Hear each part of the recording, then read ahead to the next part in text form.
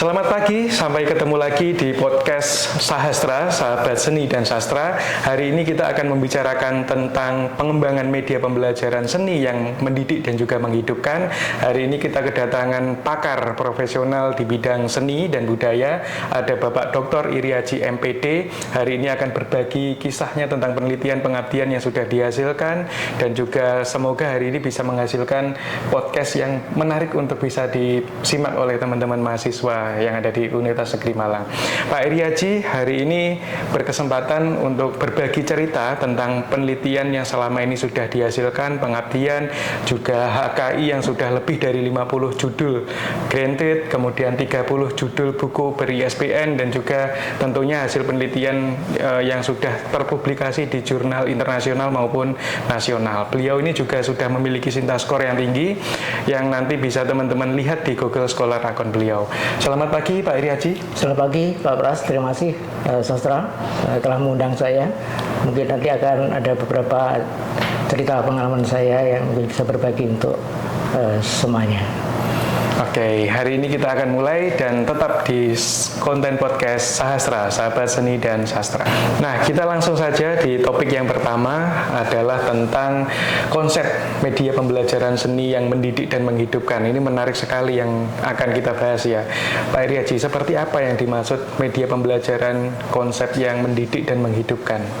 Iya, begini Pak Pras, jadi konsep media itu kan mengalami perkembangan ya, sesuai dengan perkembangan teknologi, kemudian terutama berkaitan dengan ilmu pedagogik dan juga ilmu teknologinya ya. Nah, dulu yang namanya media pembelajaran itu sebagai alat bantu saja, jadi dia hanya sekedar untuk mengkonkretkan sesuatu yang abstrak ya. Tapi yang sekarang ini yang namanya media itu tidak hanya sekedar untuk memberikan informasi saja, tapi bagaimana sebuah media itu bisa menghidupkan, bisa mendidik. Nah, jadi bagaimana sebuah media yang bisa menghidupkan media itu, maka media itu harus bisa melibatkan aktif siswa, tidak hanya sekedar memberikan informasi. Itu konsep yang sekarang gitu. Nah, kita sudah mempelajari konsep yang dikembangkan dalam media pembelajaran seni yang mendidik dan menghidupkan. Berikutnya, pembelajaran seni itu kan memiliki beberapa karakteristik yang unik ya Pak ya, seperti memiliki tipe prinsip, konsep, fakta, prosedur. Dengan beragamnya materi pembelajaran seni itu tentu saja media pembelajaran yang dirancang kita harus memiliki kekhasan, kekhususan, memiliki konsep yang sesuai dengan prinsip-prinsip. Mungkin Pak Iriaji bisa berbagi seperti apa prinsip-prinsip pengembangan media pembelajaran seni yang harusnya disiapkan sebelum merancang media. Iya. Jadi di dalam pendidikan seni itu kita mengenal karakteristik dari sebuah pembelajaran ya. Jadi yang berkaitan dengan seni rupa itu intinya adalah berkaitan dengan persoalan ekspresi, persoalan kreativitas, persoalan eksplorasi, persoalan yang berkaitan dengan eksperimentasi, kemudian juga invensi, interaktif, apresiasi dan sebagainya. Nah, oleh karena itu kita merancang pembelajaran, kita harus menerapkan sebuah prinsip. Nah, supaya sebuah media itu menjadi lebih tepat sasaran, maka sebuah media itu harus dirancang berdasarkan prinsip.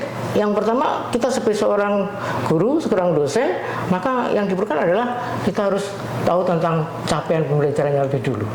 CP-nya apa, kemudian karakteristik dari medianya seperti apa, karakteristik dari siswanya seperti apa, karakteristik dari lingkungan siswanya itu seperti apa, budayanya dan sebagainya, itu adalah menjadi bagian penting. Kemudian yang juga tidak kalah pentingnya adalah bagaimana mengintegrasikan teknologi dalam pembelajaran, karena kita mengenal di abad pendidikan pada saat itu adalah yang disebut dengan TPACK, teknologikal content knowledge-nya itu. Nah, itu yang saya kira perlu diperhatikan dalam mengembangkan prinsip.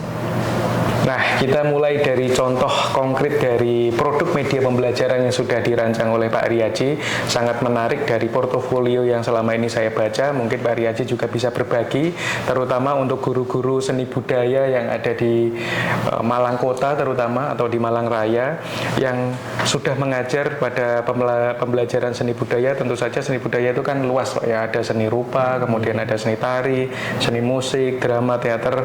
Nah, kita hari ini akan fokus pada media pembelajaran seni rupanya yang nantinya akan bisa dimanfaatkan dengan baik oleh guru-guru yang selama ini sudah mengajar, baik yang fresh graduate maupun yang sudah lama mengajar.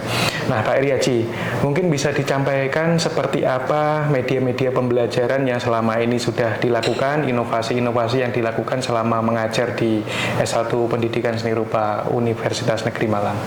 Ya, baik.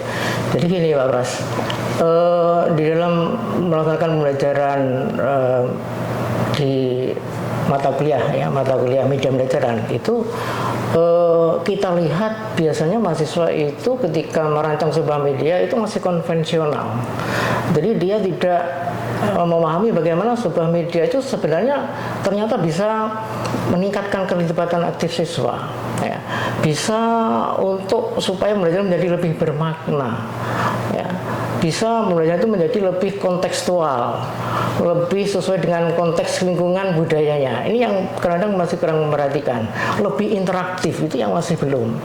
Nah, bagaimana sebuah media itu menjadi lebih inovatif? Maka ketika mengembangkan sebuah atau merancang atau mendesain media itu tidak hanya sekedar informatif saja, tetapi bagaimana sebuah media itu interaktif, melibatkan aktif siswa. Karena itu ketika saya mengajar di mata kuliah media pembelajaran seni, nah di sini anak-anak saya minta untuk bisa membuat sebuah media yang inovatif. Jadi bagaimana mengintegrasikan, misalnya di dalam sebuah media itu ada pertanyaan pemantiknya. Bagaimana sebuah media itu di dalamnya itu ada kuis-kuisnya, ada hyperlinknya, ada refleksinya, ya. Ada tautan-tautan, ya, hyperlinknya tadi, misalnya ada videonya, ada animasinya, dan macam-macam. Ini harusnya ada. Sementara ini kalau kita lihat guru-guru atau mungkin mahasiswa ketika dia membuat media itu sekedar pokoknya dari materi kemudian dipindah ke sebuah slide presentasi atau membuat sebuah video tutorial atau apa itu ya hanya berupa materi saja, hanya informatif. Padahal sebuah media itu bisa meningkatkan kualitas proses dan kualitas hasil belajarnya siswa ketika kita bisa mendesain yang sebaik itu. Jadi tidak sekedar hanya menyampaikan informasi, itu yang sekarang sesuai dengan paradigma abad 21 ini, pendidikan abad 21. Itu Pak. Ya, jadi biasanya mengajar seni itu kan ada yang berbasis materi, teoritik dan juga praktik ya Pak ya. Iya. Nah, jadi kalau misalnya berbasis teoritik, rata-rata berdasarkan hasil penelitiannya Pak Iriaji ditemukan bahwa mengembangkan media rata-rata bentuknya hanya bentuk gambar, video atau PowerPoint. Sekarang sudah beralih ke Canva misalnya, tapi bentuknya masih explainer yang linear ya Pak. Mereka membaca, menikmati tapi tidak ada interaksi. Mungkin bisa disampaikan seperti apa inovasi yang selama ini sudah dilakukan Pak Iriaji. Mungkin nama medianya atau seperti apa inovasi yang berjalan selama mata kuliah dilaksanakan bisa disampaikan. Iya betul. Jadi mahasiswa saya beri kesempatan untuk bereksplorasi ya berbagai jenis media. Jadi tidak hanya menggunakan satu media. Jadi misalnya membuat slide presentation ya. Di slide presentation itu dia tidak hanya sekedar menyajikan materi kemudian dimasukkan dalam slide kemudian dipresentasikan, tidak hanya itu, tapi bagaimana slide itu bisa ada pertanyaan matik dan sebagainya tadi ya. Nah itulah salah satunya misalnya ya. Kemudian membuat video tutorial. Nah di video tutorial itu sebenarnya kan juga bisa di-post misalnya ya. Dan di situ ada linknya, yang ada Google Form-nya atau mungkin ada kuisnya, ada game-nya dan sebagainya. Itu juga bisa sebenarnya. Jadi tidak hanya tutorial yang menarasikan bagaimana tahapan-tahapan membuat suatu karya seni, tidak hanya gitu, tapi bagaimana itu tahapan itu di tengahnya itu ada suatu, ada kuis, ada apa ya, hyperlinknya dan sebagainya yang membuat anak itu terlibat aktif di dalamnya. Nah ini yang kadang-kadang masih belum dilakukan oleh para guru atau mungkin juga mahasiswa. Nah itu banyak yang sudah dibuat dengan anak. Ada podcast pun juga begitu. Jadi podcast itu tidak hanya sekedar misalnya bernarasi saja, tetapi juga di tengah-tengah itu mungkin bisa dimunculkan ada gambar, ada video dan sebagainya yang memperjelas dari podcastnya itu. Jadi dia membuat sebuah media dalam bentuk podcast gitu. Ada animasi, film. Nah bahkan ada sebuah film animasi yang dibuat oleh mahasiswa bimbingan saya skripsi itu. Nah dia itu membuat suatu petualangan, namanya petualangan Thalia dia. Nah di situ ada gamenya, filmnya itu dalam bentuk game. Jadi di situ ada tokohnya, namanya Thalia dengan bersama temannya, kemudian ada kucing sebagai gurunya, simbolnya ya. Nah dia berpetualangan dari pulau ke pulau. Nah disitulah dia akan belajar tentang ragam hias. Nah ini menarik. Untuk anak-anak SD itu sangat suka dia. Dia tidak hanya sekedar belajar yang seperti biasanya itu ya, yang menjenuhkan dan sebagainya, tapi dengan cara begitu anak itu bermain, tetapi dia juga ada sesuatu yang bisa diperoleh dari situ. Dia senang dengan senang hati dan sudah masuk materinya di dalamnya. Ya, wah menarik sekali ini media yang sudah dikembangkan oleh Pak Iri Aji. Nah, yang tidak kalah penting dan juga menarik untuk kita bahas pada podcast hari ini itu adalah tentang hasil-hasil penelitian dari Pak Dr. Iri Aji MPD. Salah satu produk media yang saya masih ingat yang dipublikasikan dan membuat gempar dari mahasiswa dan juga dosennya terutama ya dari Malaysia yang kemarin berkunjung ke Malang, itu adalah pengembangan media pembelajaran yang sudah dirancang Pak Iri Aji berkaitan dengan apresiasi seni 2 dimensi. Kalau pada waktu pandemi itu kesulitan Pak ya dosen-dosen mengajar apresiasi seni, sedangkan mereka tidak datang ke kampus, mereka tidak melihat karya seninya secara langsung. Kemudian inovasi yang dikembangkan oleh Pak Iri Aji itu adalah bagaimana menggunakan media virtual reality dengan menggunakan sensor dan juga Oculus, mereka bisa berinteraksi dengan karya seni dalam bentuk lukisan, patung, dan macam-macam dalam ruang virtual. Ini kan menarik sekali. Nah, itu adalah salah satu saja karya yang sudah dikembangkan oleh Pak Iri Aji. Mungkin Pak Iri Aji juga bisa menjelaskan seperti apa produk-produk hasil penelitian tentang media pembelajaran yang selama ini sudah dikembangkan, yang termasuk yang menarik untuk bisa menjadi contoh atau diimplementasikan dalam kegiatan pembelajaran di sekolah seperti apa, Pak? Iya, baik Pak Pras. Jadi sebenarnya ada beberapa pengembangan media dari penelitian kami, tim ya, jadi jenis bukan saya, jadi tim ya, termasuk Pak Pras ini juga menjadi tim saya juga ya. Nah, ada 2 pengembangan media yang menarik, yaitu yang pertama adalah ragam hias virtual reality VR. Kemudian yang kedua itu ada estetika atau mata kuliah estetika virtual reality. Ini ada 2 hal yang menarik ya, yang sempat kami kembangkan ya. Yang pertama adalah ragam hias virtual reality. Nah di sini nanti mahasiswa itu diharapkan bisa mempelajari lebih mendalam gitu ya. Jadi tidak hanya dia itu sekedar membaca dari buku, tetapi dia bisa menjelajah seolah-olah dia di dunia nyata. Nah, dan itu di dalam virtual reality ini mahasiswa itu bisa menjelajah. Di sini ada fitur-fiturnya. Jadi yang pertama itu di situ ada fitur yang namanya fitur kota. Ya. Jadi letaknya kota. Jadi waktu pertama masuk dia masuk ke kota, kemudian baru setelah itu dia masuk ke ruang kelas virtual. Mirip-mirip kayak Roblox gitu ya? Iya, nah di dalam itu ada virtual teacher-nya. Jadi ada gurunya secara virtual, kemudian ada objek recognition-nya itu berupa ragam hiasnya. Nah di situ ada banyak ragam hias, di situ ada ruang deteksinya. Nah di ruang deteksi itu kemudian si mahasiswa itu dia menjelajah masuk ke dalamnya, dia akan mengambil ini apa namanya ragam hias Nusantara. Diambil kemudian ditarik ya dengan semacam ballpoint itu ya yang panjang itu ya, ditarik sensor itu ya, kemudian diletakkan. Nah di situ kemudian dia klik, akan muncul deskripsinya.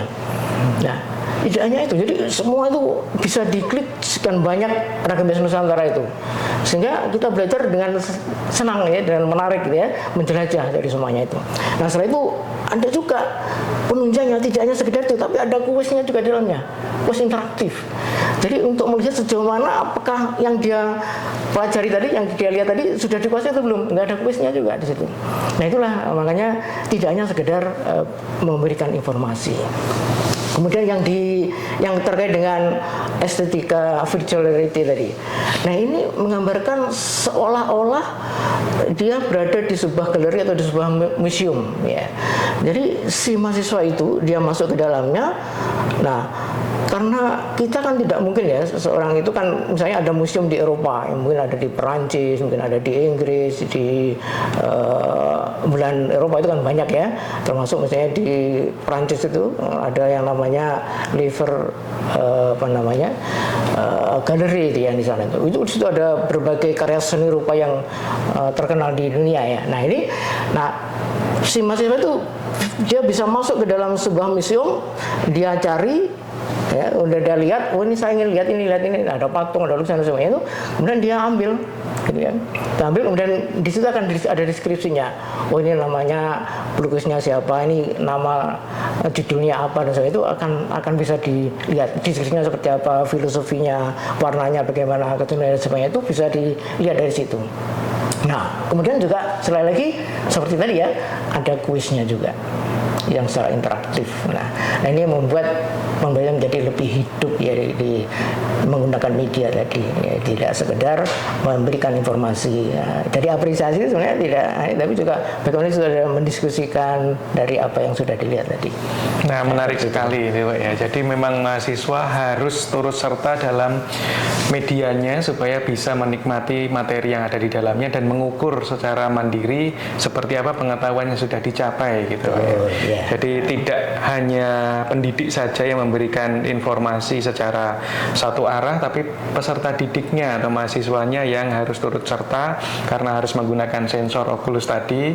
Mereka harus jalan-jalan sendiri dan mereka harus mengukur pengetahuan mereka sendiri dengan kuis-kuis yang sudah disediakan seperti itu. Iya, betul. Nah, itu juga kan dari waktu itu kan kita berkolaborasi dengan peneliti asing ya, dari Malaysia Pak Badrul, kemudian juga dari Thailand ya, Pak Surasak ya, kita libatkan di dalam sebuah penelitian itu dan dia datang ke sini dan dia melihat karya itu. Ya. Wah, menarik sekali. Nah, kita sudah hari ini berbincang-bincang banyak tentang media yang sudah dikembangkan oleh Pak Iriaji.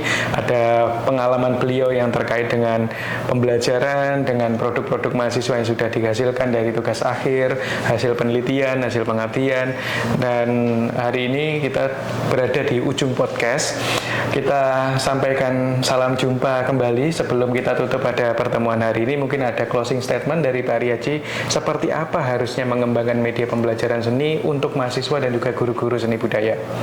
Ya, baik Pak Pras. Jadi ketika kita akan mendesain sebuah media itu perlu mempertimbangkan beberapa prinsip ya. Jadi tidak sekedar langsung kita buat media hanya memberikan informasi, tapi bagaimana sebuah media itu dirancang yang bisa interaktif, melibatkan aktif si siswa atau mahasiswa, itu sangat penting ya, sesuai dengan paradigma pendidikan abad 21 yang sekarang ini. Ya, jadi bagaimana dirancang supaya di dalamnya misalnya dimulai ada pertanyaan pemantik, kemudian ada kuis-kuisnya, ada hiperlinknya, itu perlu dilakukan supaya menjadi media yang lebih inovatif, tidak seperti media yang konvensional. Oke. Untuk teman-teman mahasiswa dan juga guru yang mungkin ingin belajar seperti apa mengembangkan media, mungkin bisa kontak Pak Iriaji di kampus ya Pak, di Universitas Negeri Malang. Nah, kita ketemu lagi pada podcast berikutnya, podcast Sahastra, Sahabat Seni dan Sastra.